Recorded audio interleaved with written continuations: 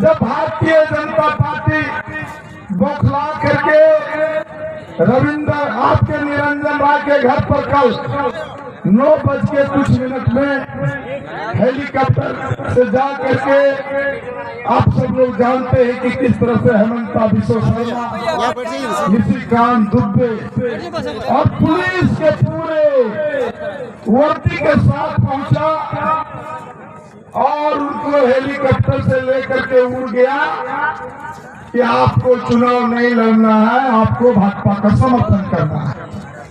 साथियों, निरंजन राय वो चुनाव लड़ रहा था हिम्मत से, लेकिन उसको ईडी और सीबीआई का दबाव बना करके भाजपा ने धनवार के विधानसभा जनता के साथ लोकतंत्र का हत्या किया।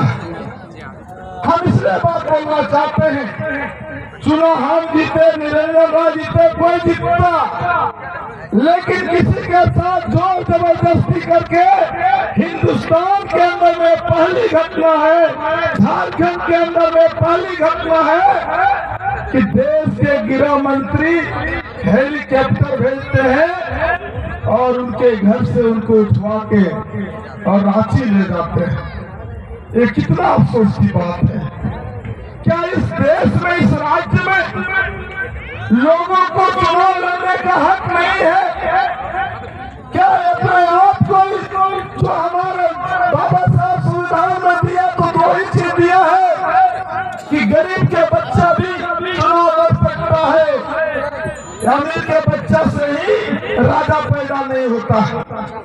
लेकिन आज जिस तरह से भारतीय जनता पार्टी और इसके उम्मीदवार बाबूलाल अपने हार को देख करके, माले से घबरा करके, राजकुमार यादव से घबरा करके, इन लोगों को दिन रात नींद नहीं आ रहा था।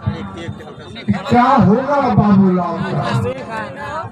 इन लाल लहर के साथ ये भाजपा का रंग फीका पड़ गया था और इसलिए हम धनवार के तमाम मतदाताओं से, यहाँ के दलितों से, यहाँ के आदिवासियों से, यहाँ के ओबीसी से और रविंद्र आपके निरंजन राय के सामाजिक शक्तियों के, उनके सौजाती बंधुओं से भी मैं अपील कर रहा हूँ कि आपके साथ जो अन्याय हुआ है, आपके साथ जो अत्याचार हुआ है, जो भाजपा समझ रहा है कि रविंद्र राय, निरंजन राय के जाति का वोट भाजपा का बपोती वोट है, उसको 20 तारीख को बता दीजिए कि आपका बपोती वोट ये नहीं है।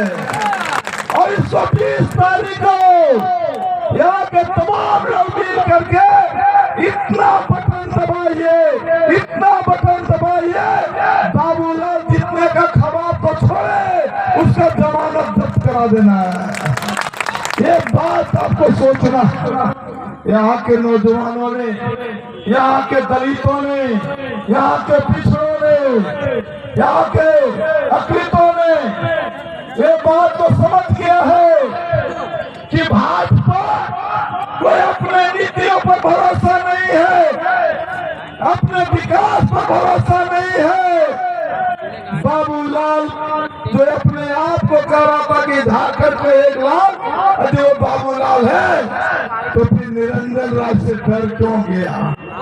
24 उम्मीदवार थे, 24 उम्मीदवार मैदान में भीड़ थे, किनके अंदर में कितना दम थे उसको हम पकड़ते, लेकिन पटकाने के पहले बाबूलाल डर गया। बाबूलाल और भाजपा डरपोक है।